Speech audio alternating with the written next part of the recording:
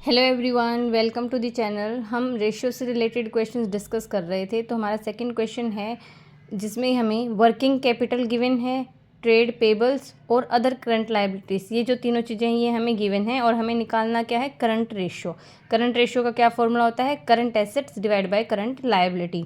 तो पहले हमें निकालना पड़ेगा करंट एसेट और फिर करंट लायबिलिटी निकालेंगे, तभी हमारा जो है करंट रेशियो निकल करके आ जाएगा।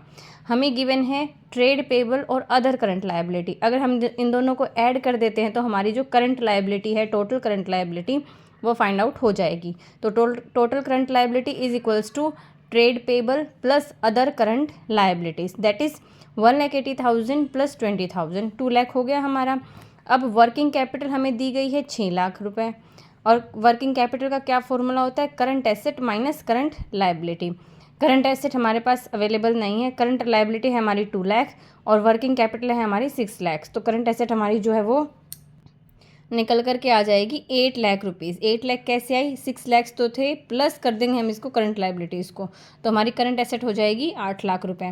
करंट रेशियो किसके बराबर होता है, करंट एसेट बाय में करंट लायबिलिटी के। करंट एसेट हो गई हमारी 8 लाख, करंट लायबिलिटी हो गई हमारी 2 लाख रुपए। जब हम इसको कट करेंगे तो हमारा रेशियो आ जाएगा 4:1, वही हमारा क्या होगा, आंसर होगा।